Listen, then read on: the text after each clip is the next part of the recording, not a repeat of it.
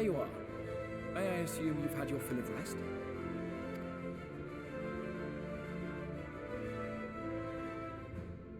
That is well. Now that we are all present, let us speak of our plan.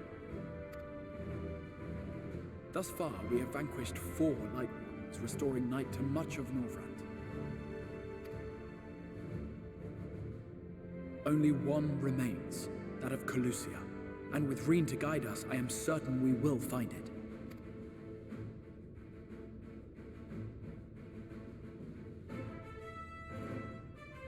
We're so close now. If we can just take care of this one last Warden, we'll rob the Sin Eaters of their final foothold and drive them out of Norvrant once and for all. It will be a new beginning for the First, a chance for the people to rebuild their world. In short, a prize worth fighting for. And in thus delivering the First from destruction, so too shall we unsow the seeds of the 8th umbral calamity. Do you hear?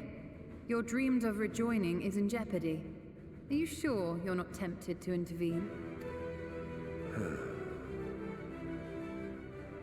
You labor under the misapprehension that vanquishing the Sin Eaters is tantamount to saving the world. It is not. In truth, you only delay the inevitable, lengthening your fleeting lives by the smallest of margins.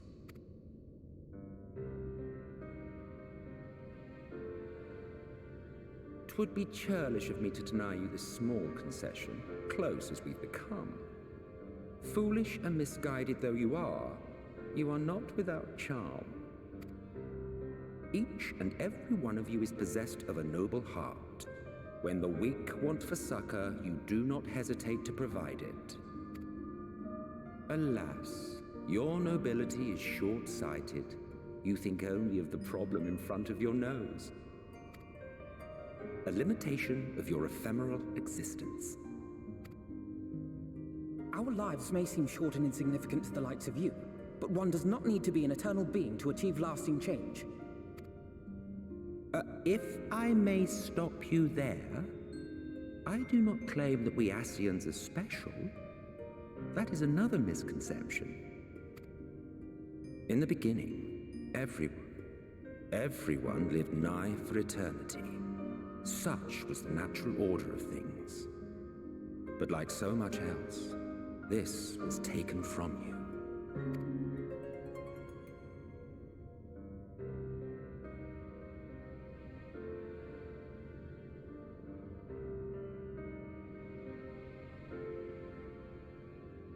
You won't object if I borrow your plaything?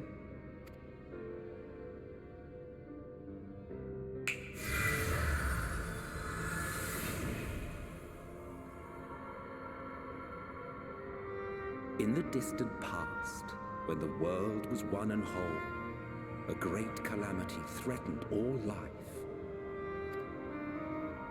It began without warning. The very laws of the star were warped and broken, and chaos swiftly spread throughout the land. Faced with annihilation, we sought to imbue the star with its own will. Thus was Zodiac born, and by his power was order restored. Ere long, however, thankless fools began to fear that Zodiac's might was too great, and so they conjured another to keep him in check. And the two beings waged war until, with a single devastating blow, Hydaelyn unmade Zodiac, scattering his being across space and time. So you told us in the Katana Ravel. Yes. And there began our woes, with Hydaelyn's blow and all that it wrought. As a counterbalance to Zodiac, Hydaelyn was created with the power to enervate her foe. This singular ability strikes not at such banal things as flesh, but everything that defines the target, diluting its existence. For example, were she to strike you,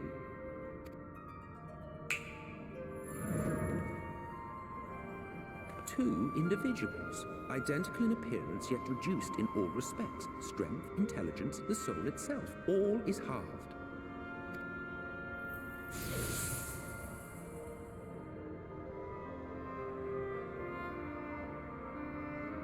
Do you see? This self-same fate befell not only Zodiac, but the very star.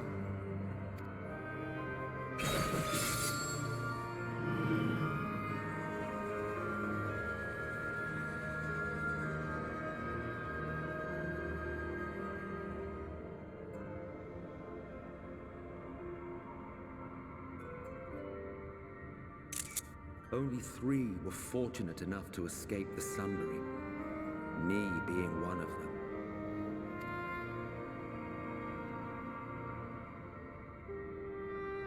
When I beheld the shattered remnants of our home, I knew deepest despair. The inhabitants of these 14 fragments were feeble, frail and foolish, oblivious to their imperfection, ignorant of their past. Malformed creatures thrashing blindly about. Pitiful, disturbing, depressing. So, we took it upon ourselves to rejoin the worlds. But in our eagerness and, I confess, our ignorance, we erred and made a useless void of the 13th.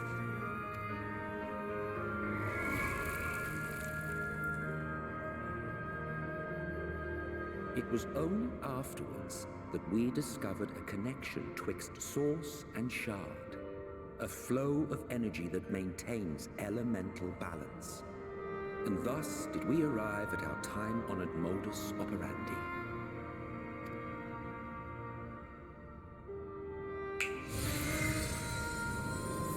From a purely Asian standpoint, it could be said that what you seek to do is only logical. But that would be to ignore the immeasurable destruction wrought with each rejoining.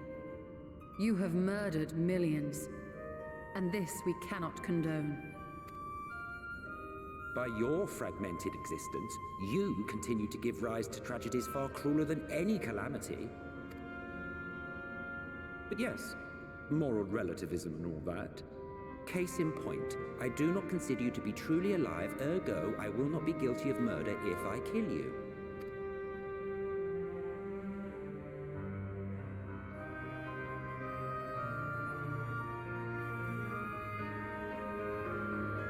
Oh, don't look at me like that. You for whom I have only the highest expectations. A vaunted hero of the Source, 7 times rejoined.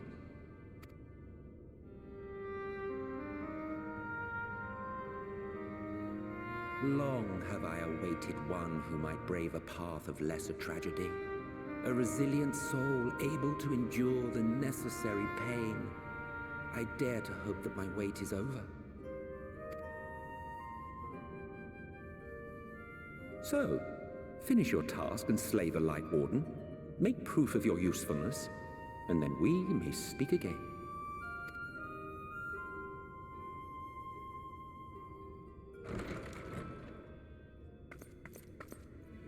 Forgive me, my lord, but this could not wait.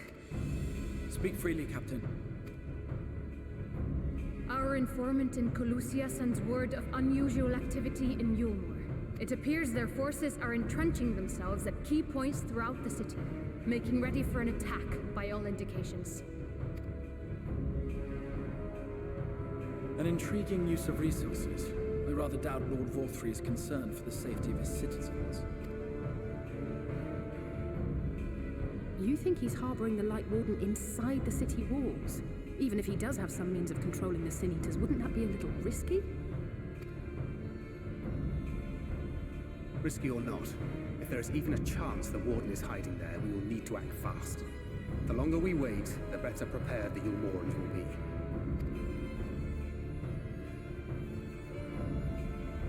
Agreed. See to your preparations then and make for Colusia. God's willing, this hunt will be the last. Let us see it through to the end.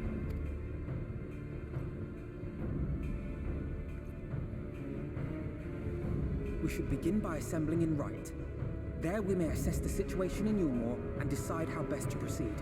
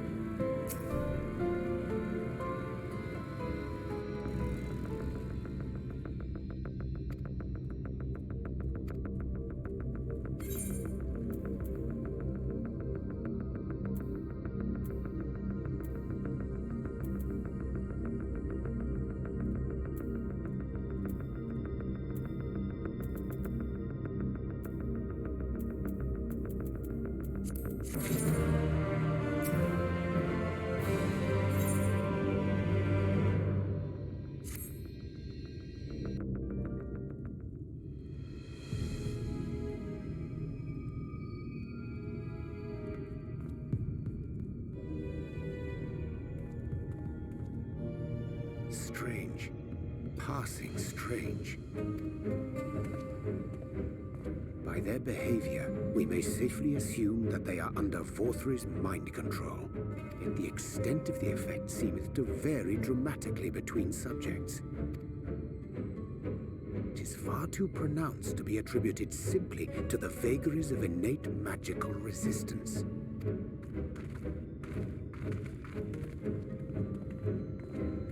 Curiouser and curiouser.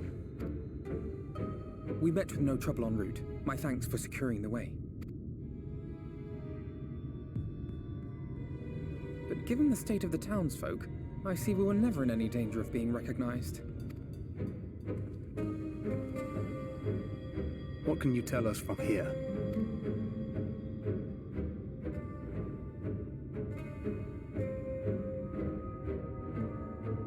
I sense a powerful eater in the uppermost reaches of the city.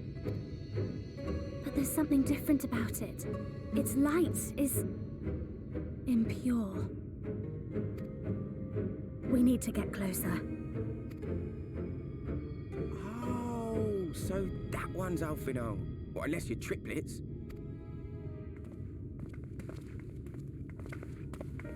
Kaishia, what are you doing here? While I was scouting the area, I noticed a suspicious figure skulking about. So I accosted him, only to have him call me Alphino. I thought it best to bring him along. You see, that informant who's been feeding secrets to the Crystarium, it's me. See, after you saved my life in Yulmore, I thought about going somewhere far away, but I couldn't just leave, not without paying you back. So I decided to stay here, keep an eye on things, and whenever I spotted something strange, I shared it with your friends. That took no small amount of courage. Well done. I assume you saw what happened here. Right, so an airship flew in a bit ago, and not long after, Vorthri starts ranting and raving. You could hear him from all the way out here. Geezer was doing his nut, shouting and screaming like someone had nicked his pie. 'Tis like the airship bore the soldiers sent to thwart our efforts in Armorang. So eventually the yelling dies down, and then this hot, sticky wind comes blowing through. Now that's when everyone went funny. Not everyone but me. Well, me and a couple of newcomers, though even they started mumbling about Vorthri after a while. Not as bad as the rest, mind you.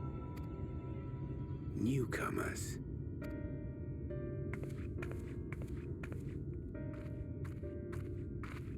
There's something I need Reen to see.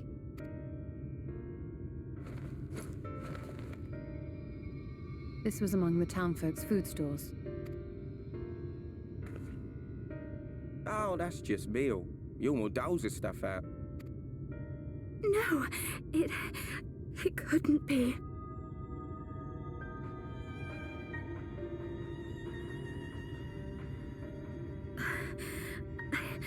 I know what it is. It's Sin Eater. Meal is made out of Sin Eater.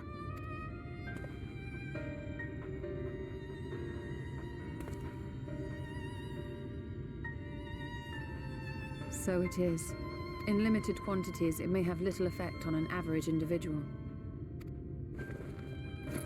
Yet if one were to consume it regularly, over a period of several years, I suspect it would do far, far more than merely nourish the body.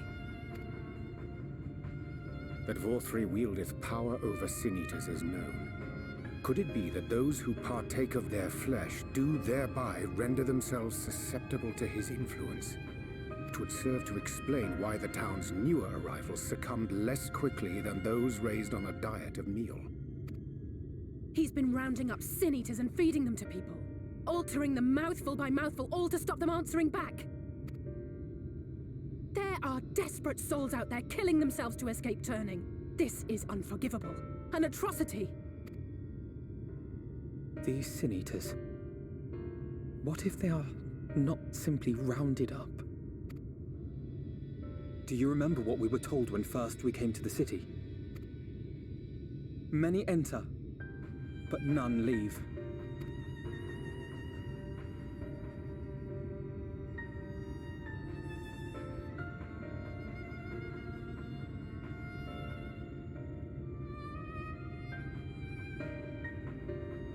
Let us put an end to it.